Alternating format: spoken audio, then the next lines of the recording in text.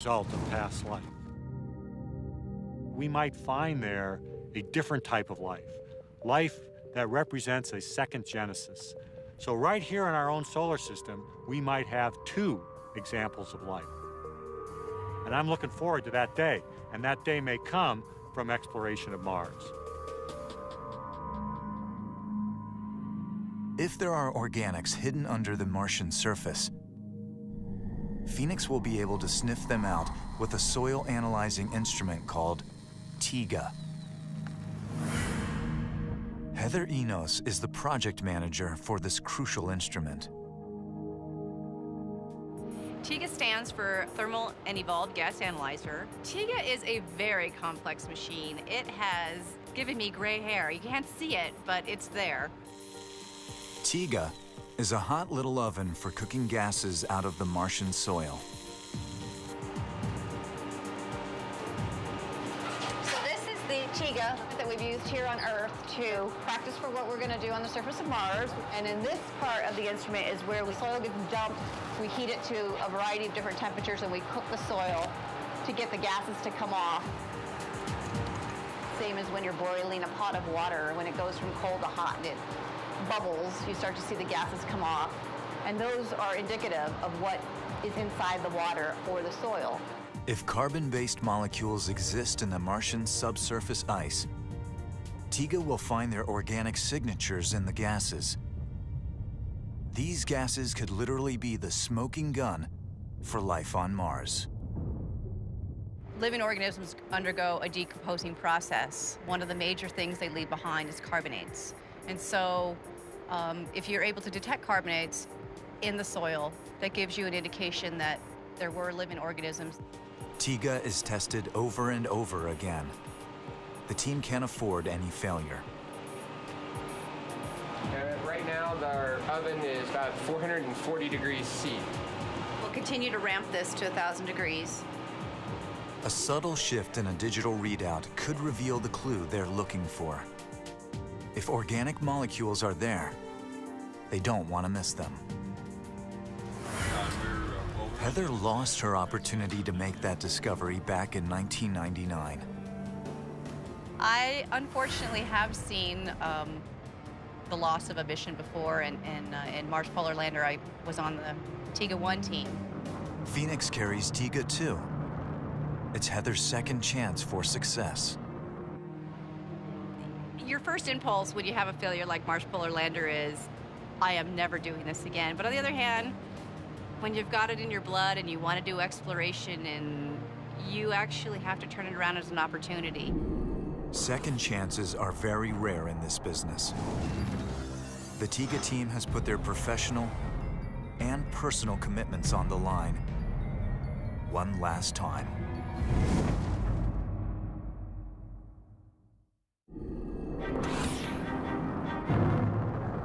It all boils down to 7 minutes of terror. It will take 7 minutes for Phoenix to decelerate from nearly 13,000 miles an hour to a soft touchdown on Mars. This time, the pre-planning, the engineering, the timing, all of it must pay off. The 7-minute sequence is called EDL, for entry, descent, and landing. And it must be perfect. Entry, for 2 gut-wrenching minutes, Phoenix burns as hot as the sun as it hits the Martian atmosphere. Descent, a parachute deploys and breaks Phoenix's velocity to 150 miles an hour. Landing, rocket thrusters fire, bringing Phoenix to a soft touchdown. At some point in this sequence, the earlier Mars Polar Lander failed and crashed. If Peter Smith and his team don't find out why, Phoenix just might meet the same fate. As the principal investigator, you take ultimate responsibility for every part. If we have anything to prove, it's that old technology that goes back 15 years is still able to do its task. This time around, the engineers had to comb through the sequence of events that led to the loss of the Mars Polar Lander. They had to find and exorcise the ghosts in the machine. Any overlooked flaw could come back to haunt them. The technological conscience of this effort is the Jet Propulsion Laboratory's chief engineer, Gentry Lee. Success for Phoenix depends on staring the polar lander failure in the face and learning from those mistakes. From the very beginning, everyone associated with Phoenix has realized that this is a crapshoot. And Phoenix became a real project. The first thing that I did was I walked into the director's office and I said, okay, if we want to have a reasonable probability of success, we have to do analysis of approach, entry, descent, and landing like it's never been done before. Otherwise, we are not going to succeed. There is reason to worry. The Phoenix project cost $457 million. That's a lot, but nothing compared to the billions of dollars most Mars missions cost. To fly on this small budget, the Phoenix team must recycle an older, canceled vessel based on the same design as the failed Mars polar lander. It was like saying, okay, I want to build a car. I can't afford to build a brand new car. So I'm going to go first to the parts place and see if I can find some things that I can make into a spacecraft. This Phoenix must rise, not from the ashes, but from a pile of spare parts and discarded hardware. The key to flying a mission like Phoenix is to understand what you've got. So what we have had to do is meticulously go through and list all the bad things that can happen, and one by one, try to hammer them down to naught. Engineers know the EDL sequence is where Mars polar lander went horribly wrong. They investigate all the possible culprits: the radar, the parachute, and the thrusters. They start with one of the prime suspects from the '99 crash, the radar.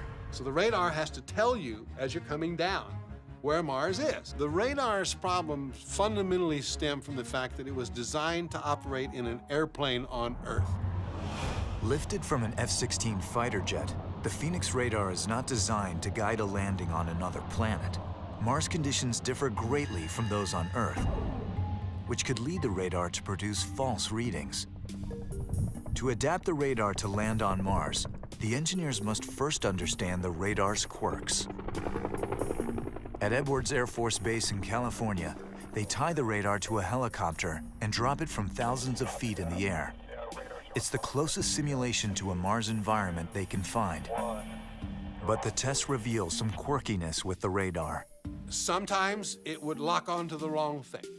This particular radar was derived from an airplane radar. An airplane radar wasn't used to having to distinguish between one or more objects. So when the heat shield goes off, it's possible that the radar can see the heat shield. And that could confuse it. Whock! You smash down the ground. Sending this radar as is to Mars is not an option. If it doesn't do exactly what you want it to, knowing what it's going to do, you can work around it and figure out a way to make it work. The solution? Install computer software which can differentiate the Martian surface from false echoes as Phoenix descends. I believe that we have tested it to the point where we understand all the idiosyncrasies of that radar. But I am haunted by just the peculiar nature of its behavior. The engineers on the Phoenix may never know exactly what happened to the Mars polar lander during its final moments, so they test the landing systems exhaustively until they're sure the Phoenix will land properly. Still, there's always a chance of the unpredictable. Mars is another planet. We don't know it as well as we need to. There's always risk just from the unknowns at Mars itself. Chris Lewicki has faced these unknowns. Chris must help guide Phoenix through its 7 minutes of terror to a safe landing on Mars. He is the flight systems engineer for Phoenix. Phoenix has one shot at landing on Mars, and that weight hangs on the parachute.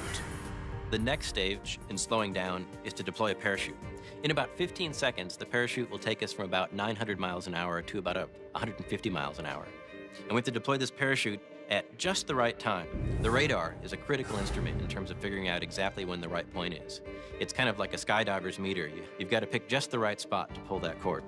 The radar must detect the correct altitude from the Martian surface and tell Phoenix when to release the parachute. all kinds of terrible things could happen. It really is just a fabric, and it's just cord, like a parachute here on Earth. Like the radar, the engineers can't tell exactly how the parachute will work in the Martian atmosphere. They're not exactly like they'll happen on Mars, but they really give us a lot of insight into how these very complex, large, ungainly things will perform when we actually take them to Mars. The parachute drop test results aren't promising. This lander actually couldn't take the force that this parachute could put on it. The jerk that it gets when it deploys is enough to potentially rip it right out. It could have been a polar lander experience all over again. To prevent such an encore, the engineers develop a surprisingly simple solution.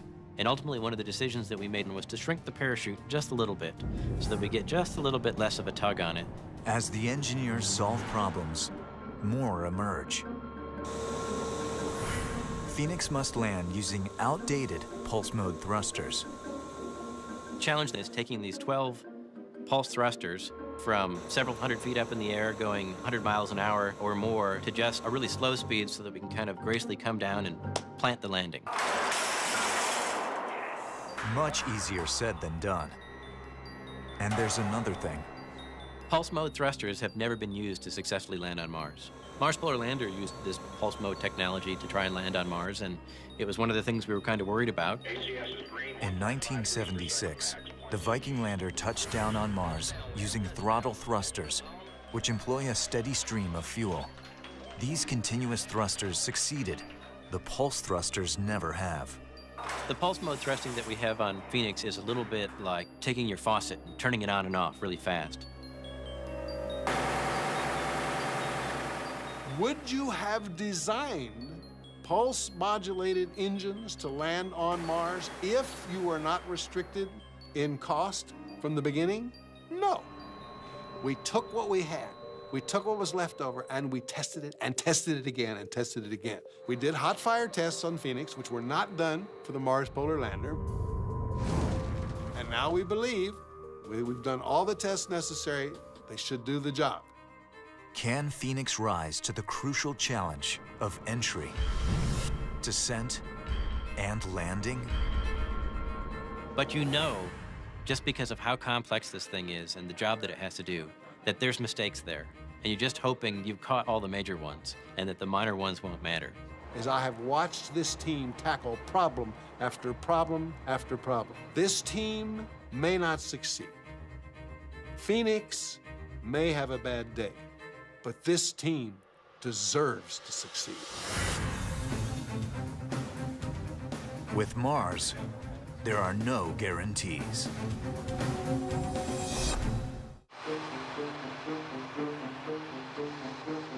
The engineers are under the gun.